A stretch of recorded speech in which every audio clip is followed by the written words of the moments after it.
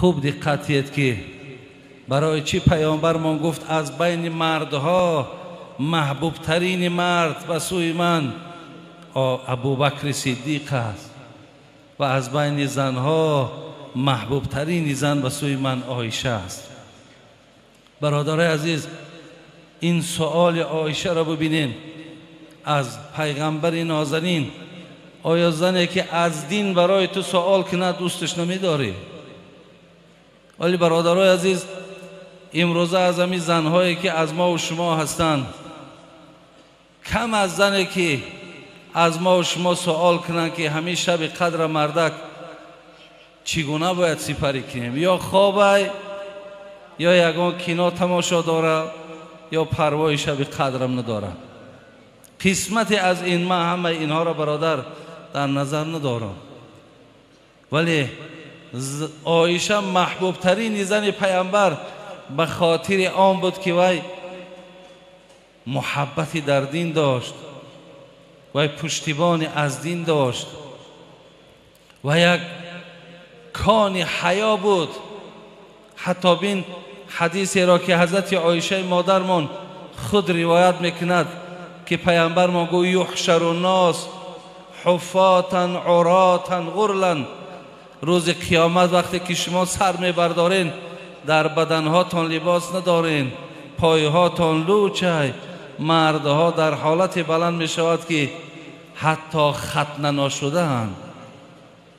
عایشه مادرمان این سخن پیامبر را گوش کرد و بعد از آن گفت الرجال و النساء جمیعا ینظر بعضهم الی بعض، مردها و زنها همه یک جا، اینها یکدیگر را میبینند.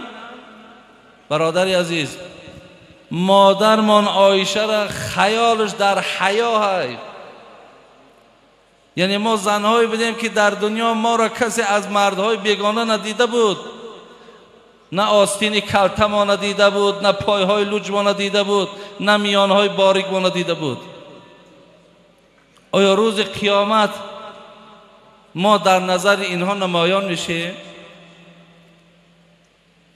پیامبرمان باز برای دوام این حدیث گفت الامر اهم من ان ینظر بعضهم الی بعض. عایشه گفت او روز آنقدر روز سختی هست که انسانی که در پهلوت اگرچه پدرت باشد نمیشناسیش،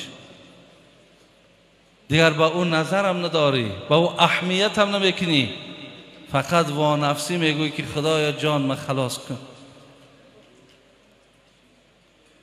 خلاص برادران عزیز، حقیقتا اگر چی قدر خواهرها و مادرای ما پاک دامن و با حیا باشند، چقدر جامعه ما آزاده ای، چقدر جامعه ما آلفته ای، چقدر جامعه ما نیکی و خیره. خدا رحمت کند محمد اقبال لاهوری را میگفت جهان را خرمی از امهات است، نهادشان امین کائنات است. اگر این نکته را قوم نداند نظام کار و بارش بی ثبات است.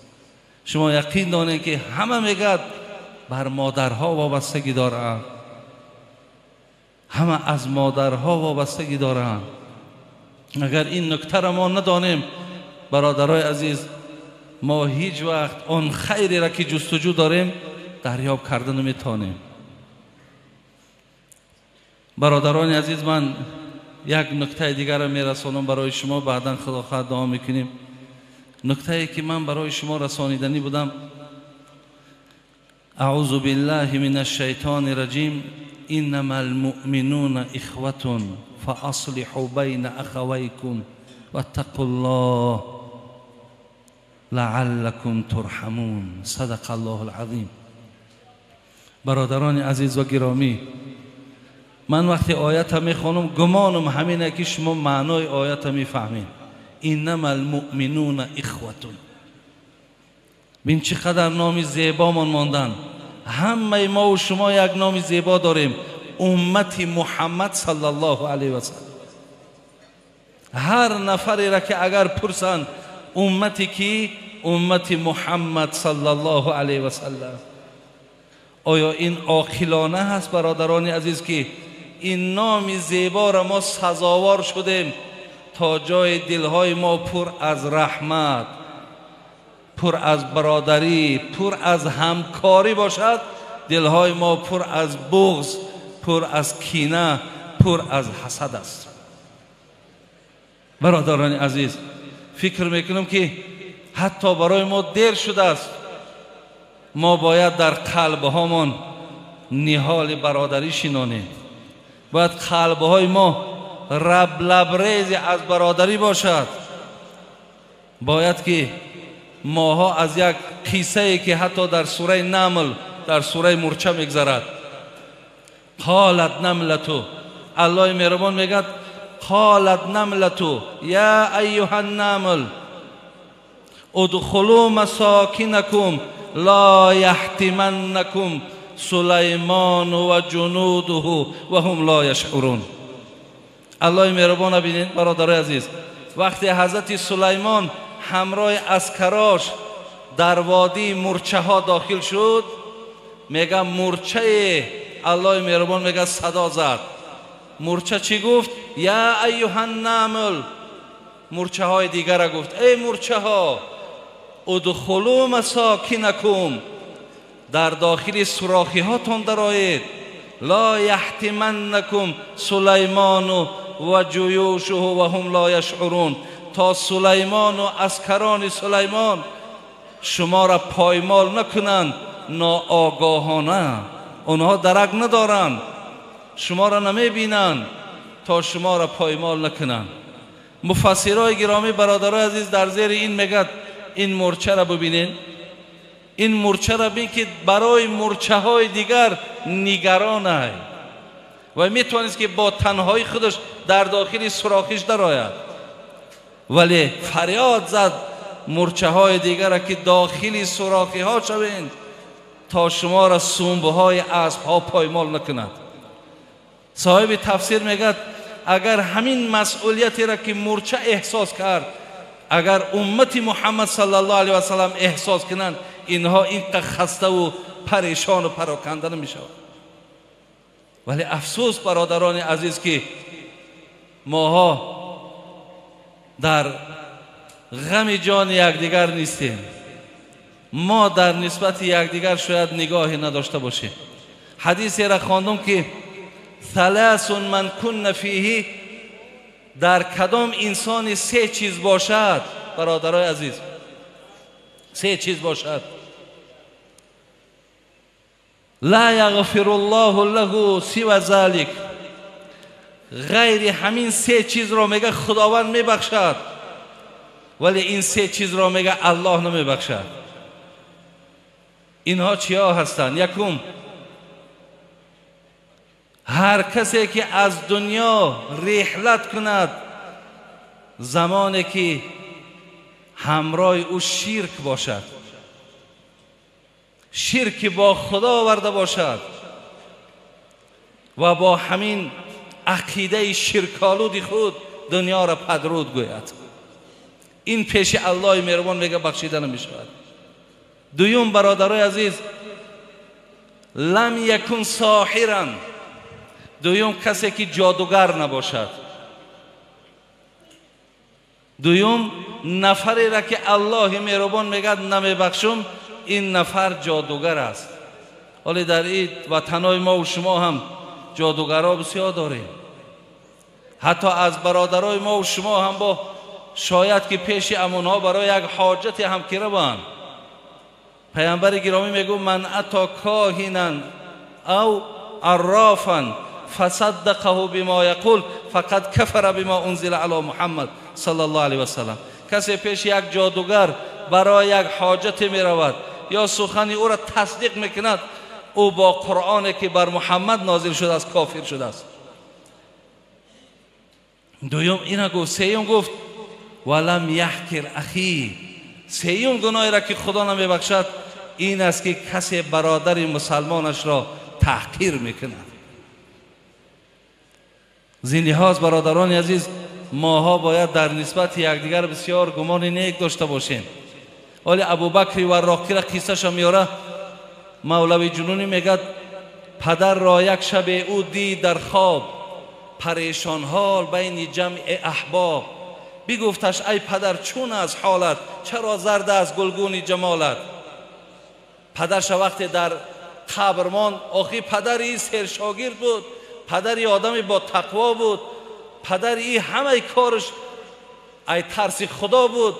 وقتی در خواب دید که چهرش زرد، دید بسیار ناراحت، از پدرش سوال کرد.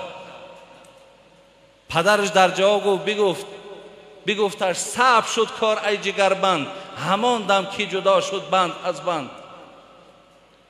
وقتی که شما مرا ترک کردین رفتین، کارم بچم بسیار مشکل شد. مشکلش چی بود؟ ندای شد چی آوردی به درگاه، چی داری از عبادت توشه ای را؟ بگفتم 60 حج کردم خدایا، نماز و صوم و تقوا، زود و تقوا. جواب آمد نشد این جمله مقبول، بیار لایق ترین شایسته محصول. وقتی گفتم 60 حج کردم پروردگارا، نماز خواندم، روزه داشتم، ای ترس تو مقصد یک قدمی بیجا نماندم. میگه جوابی آمد که اینها نزد خدا قبول نشیدن، با چی داری؟ بلرزیدم به خود زان وهم چندان، شکست از زلزله سرهای دندان. از ترس میگه دندان به دندان زدم، دندان هم شکست. ندای شد که روز یاد داری، گرفتی خارک از رهگذاری. مبادای خلد در پای مؤمن، بیازارد کفی جوینده دین. پذیرفته شدی زان نیک نیت، بکردیم جای تو در قصر جنت. میگه تو روز یاد داری که یک خار را از سر راه گرفتی که تا در پای یک برادر مؤمن نخلد. همین عمل تو گفت برای ما بسیار خوش آمد و ما به خاطر این عمل نیکت ترا در قصرهای جنت جا کردیم. ما حدیثی مشهور هم داریم، لقد رأیت رجلا یتقلب فی الجنه فی شجرة قطعها من ظهر الطریق کان توزی المسلمین. مردی را در جنت دیدن که همه امکانیت داره در درون جنت، همه شرایط دادگیان. میگه پیامبر گرامی پرسید این کی باشد؟ گفتن یک نفری بود که یک نوده درختی که مردم آزار میداد همون را پاره کرد، دور کرد.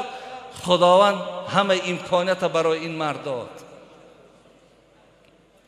عرضت علی اعمال امتی حسنها و سیئها فوجدت فی مساوی اعمالها النخاعة تکون فی المسجد لا تدفن.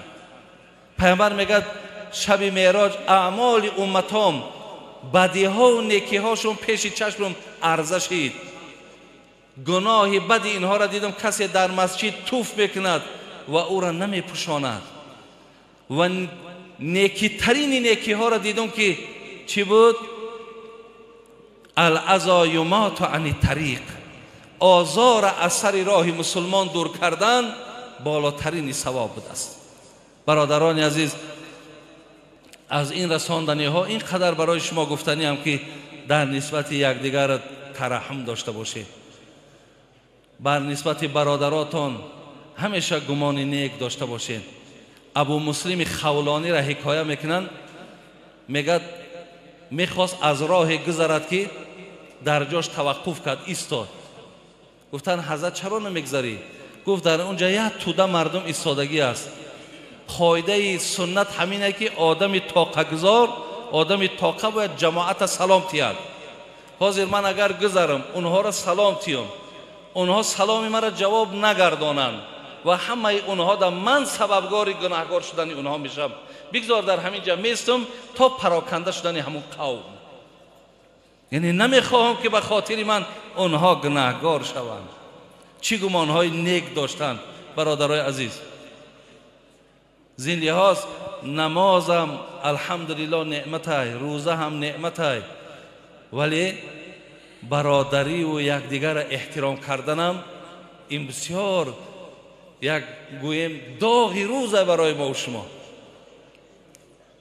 الله مهربان در بین همه ما و شما الفت و محبت زیاد بگردانه و در گرد این موضوع بسیار گفتنی ها هست، ولی انشاءالله گفتی عزیزای خدا یک نکته بس است اگر شعور است ورنه چو چراغ پیش کور است. انشاءالله برای انسانی که اهل فهم باشد همین آیتی که مؤمن برادر مؤمن است برای ما و شما کفایت میکند. در حق یکدیگر بدبین نباشیم، بدخواه نباشیم. یکدیگر ها را گفتی استاد ما که در بین ما و شما همین خبرکشی به حد رواج شده، خدا تونه ایق خار ذلیل نکنین، اینقدر خدا تونه ناکس و نالایق نکنین و در نسبت یکدیگر تان دائم گمانهای خوب داشته باشین و همیشه پشتیبانی کنین، از پشت یکدیگر دائم دعای خیر کنین. خواهی که تو را رتبه ابرار رسد، مپسند که کس رازی تو آزار رسد. خواهی که پل صراط آسان گذری، آزار دل هیچ مسلمان مطلب. خداوند عاقبت هممون به خیر، ایمان همون با سلامت نگه داره. این ساعت هایی که الحمدلله دامله ها نوبت به نوبت برای ما و شما گفته گذاشتند، خدای مهربان توفیق عمل کردنش بر ما و شما نصیب بگرداند. خواجه حافظ می گفت چنان زندگانی کن تو اندر جهان که گر مرده باشی نگویند که مرد. همچنان زندگی که نامت به نیکی باقی مانه، همیشه در راست تو دائم گمانهای نیک باشند. نگن که خوب شد همین بدبخت مرد، بلکه بگن که زیق شوند، غمگین شوند که یک برادر ما از دنیا گذشت. ربنا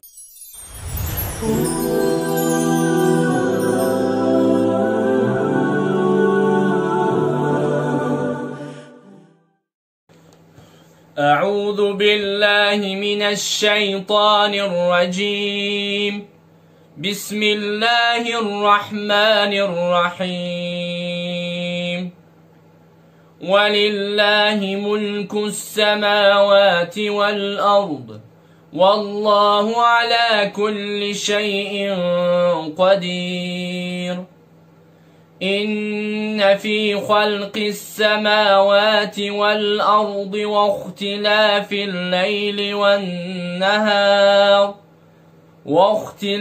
الليل والنهار لآيات لأولي الألباب الذين يذكرون الله قياما وقعودا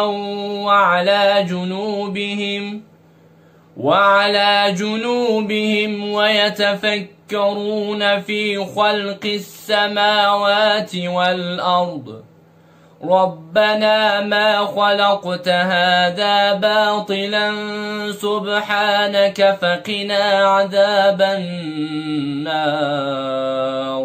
صدق الله العظیم. در حق من دعاگو باشه دوستان عزیز، یگان خطابی باشد، عذر زیاد میپرسیم و الله ما را ببخشد. خداوند همیشه هر یک ما و شما را در پناه عصمت خودش نگهبان باشد. خداحافظ.